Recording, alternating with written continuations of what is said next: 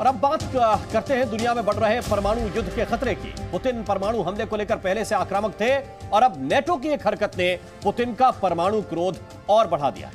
जी हां, पुतिन ने अमेरिका और नेटो को परमाणु धमकी दी थी, अब नेटो भी इस पर पलटवार कर रहा है। बेल्जियम में 14 नेटो देशों ने न्यूक्लियर एक्सरसाइज शुरू कर दी है। यह परमाणु एक्सरसाइज 30 अक्टूबर तक चलेगी, जिसके बाद रूस ने भी अमेरिका को अपने परमाणु बॉम्बर की ताकत दिखाई है। रूस ने प्रशांत महासागर में अपने 2 स्ट्रेटेजिक बॉम्बर Tu-95MS को 12 घंटे तक उड़ाकर अपने इरादे जाहिर कर दिए। अमेरिका और सहयोगी देशों के पास रूस के परमाणु बॉम्बर की यह उड़ान अमेरिका को पुतिन का सीधा चैलेंज माना जा रहा है।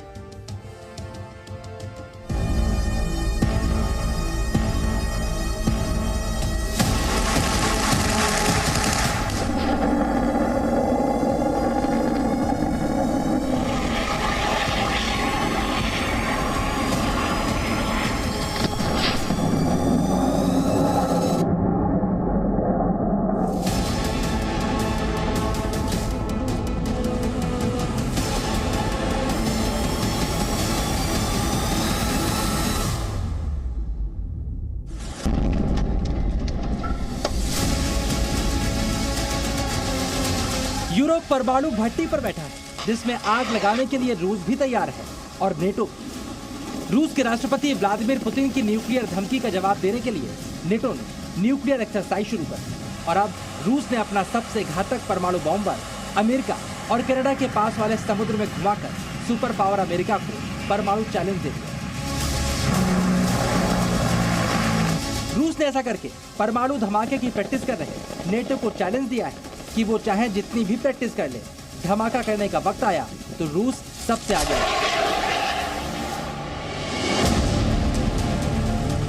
ये रूस का खतरनाक Tu-95MS स्ट्रेटेजिक बॉम्बर है, जो परमाणु धमाका करने में माहिर माना जाता है। अब रूस ने एक नहीं ऐसे 2 परमाणु बॉम्बर्स को उड़ाकर अमेरिका और नेटो को अपनी ताकत दिखाई।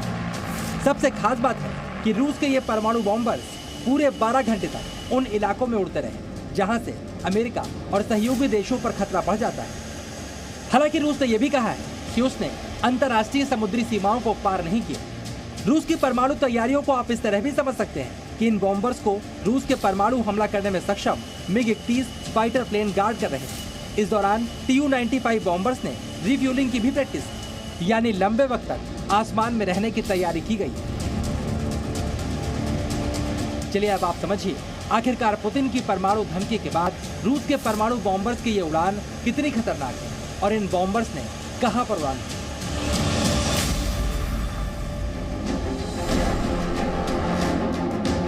रूस से उड़े Tu-95 स्ट्रेटेजिक बॉम्बर ने प्रशांत महासागर, ओखोटक सागर और बेरिंग सागर में उड़ान भरकर इन इलाकों में अपना दबदबा दिखाने की कोशिश की है। मैप में आप ये भी देख सकते हैं कि यहाँ से अमेरिका और कनाडा जैसे देश भी रूस के निशाने पर आ जाते हैं। पुतिन अमेरिका और सहयोगियों को परमाणु धमकी दे चुके हैं। बाइडेन भी नेटो की एक इंच जमीन को बचाने की कसम खा चुके हैं और अब जो स्थिति दिखाई दे रही है, लग रहा है ये महाशक्तियां अपनी अपनी धमकियों पर अमल भी शुरू कर चुकी हैं। नेटो की इस एक्सरसाइज के तुरंत जवाब में रशिया ने अपने स्ट्रेटेजिक बॉम्बर वार जोन में करीब 12 घंटे तक उड़ाए। जब फ्रांस के नेवी ने उसे देखा तो वो प्रकट होने के बाद अदृश्य हो गई। ये चीजें क्या बताती हैं कि अब न्यूक्लियर वॉर इमिनेंट है, बस एक चिंगारी की देर है। जाहिर सी बात है, दुनिया में सबसे ज्यादा परमाणु बम रखने वाले रूस से यूक्रेन के साथ साथ नेटो देशों को सबसे ज्यादा खतरा है और इसी खतरे से निपटने के लिए बेल्जियम में 14 नेटो देशों ने परमाणु युद्धाभ्यास शुरू किया है। पुतिन की धमकी के बाद शुरू हुए नेटो के युद्धाभ्यास का दायरा काफी बड़ा है। फिलहाल रूस की सीमा से 625 मील दूर यह युद्धाभ्यास किया जा रहा है, जिसमें फाइटर जेट और निगरानी विमान भी शामिल। इसी के साथ साथ रिफ्यूलिंग करने वाले विमानों को भी युद्धाभ्यास में शामिल किया गया है। नेटो के परमाणु युद्धाभ्यास को स्ट्रीट पास्ट नून नाम दिया गया है। लंबी दूरी तक मार करने में सक्षम अमेरिकी B-52 विमानों को भी इस युद्धाभ्यास में शामिल किया गया है। इसके अलावा नेटो देशों के पास मौजूद वो सभी फाइटर जेट इस युद्धाभ्यास में शामिल हैं जो परमाणु हमला करने में सक्षम है। नेटो इस युद्धाभ्यास के जरिए परमाणु हमले की पूरी तैयारी कर रहा है। सारे फाइटर जेट परमाणु बम से हमले का अभ्यास कर रहे हैं, सिर्फ इन जेट्स में परमाणु बम मौजूद नहीं है। ये युद्धाभ्यास आक्रामक रूस को नेटो पर जवाब माना जा रहा है। इस एक्सरसाइज का मकसद रूस को यह दिखाना है कि वह गलती से भी यूरोप के किसी देश को हमला ना करे। अगर उसने यूरोप के किसी देश पर या पोलैंड पर हमला किया तो नेटो रूस को बहुत करारा, भरपूर और भयंकर जवाब देगा। फिलहाल जिस तरह से रूस यूक्रेन में आक्रामक है, कीव पर हमले की दूसरी किस्त भी शुरू हो चुकी है।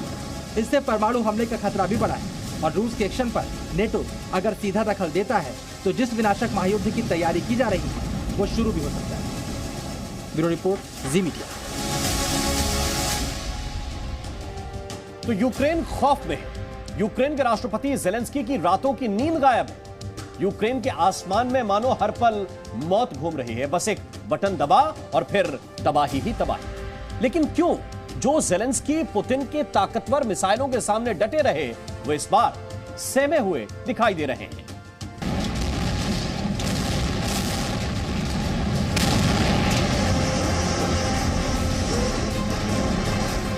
पुतिन की मिसाइलों का हमला जेलेंस्की सह गए।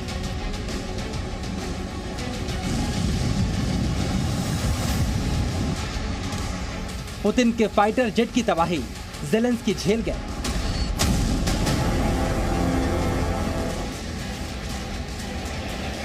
लेकिन जब रूस ने ईरानी ड्रोन से हमला किया तो जेलेंस्की टूट गए।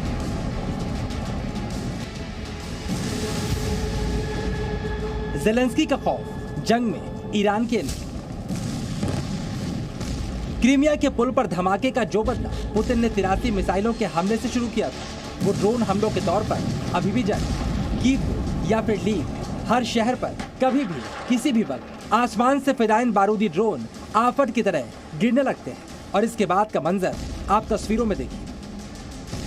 यूक्रेन के आसमान से ड्रोन की आफत यूक्रेन की जमीन पर बरसी तो यूक्रेन के राष्ट्रपति खौफ में आ गए।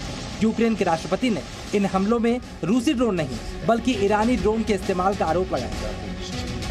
Але зараз на тактичному рівні за рахунок іранських дронів у терористів ще можуть виникати певні надії, якісь там розрахунки, нові ілюзії. Все це о 23 годині. जेलेंस्की के बयान से साफ नजर आ रहा है कि रूस ने जिस ड्रोन का इस्तेमाल यूक्रेन में किया उससे जेलेंस्की बेहद डरे हुए हैं। लेकिन जो जेलेंस्की रूस की परमाणु धमकी से नहीं डरे, वो इस ड्रोन से क्यों डर रहे हैं? ईरान भी यह मना कर रहा है कि उसने रूस को कोई ड्रोन्स एक्सपोर्ट किए हैं, क्योंकि अंतर्राष्ट्रीय नियमों के अनुसार लॉन्ग डिस्टेंस घातक ड्रोन्स का एक्सपोर्ट इस वक्त फिलहाल बैन है। और अगर ईरान यह डिक्लेयर करता है कि उसने रूस को ड्रोन्स एक्सपोर्ट किए हैं तो अमेरिका और पश्चिमी ताकतें ईरान पर और ज्यादा भयंकर आर्थिक प्रतिबंध लगा सकती हैं। यूक्रेन हमले में इस्तेमाल ड्रोन को ईरानी ड्रोन बता रहा है, वहीं रूस और ईरान ऐसे आरोपों से साफ इनकार कर रहे हैं। जेलेंस्की ने तो रूस को ड्रोन देने के कारण ईरान को प्रतिबंध की धमकी भी दे दी है। इसके साथ ही यूक्रेनी राष्ट्रपति ने कहा कि ईरानी ड्रोन का इस्तेमाल करना साफ दिखाता है कि रूस हार के कगार पर खड़ा है। Сам факт звернення Росії по таку допомогу до Ірану є визнанням Кремлем свого військово-політичного банкрутства. Десятиліттями вони.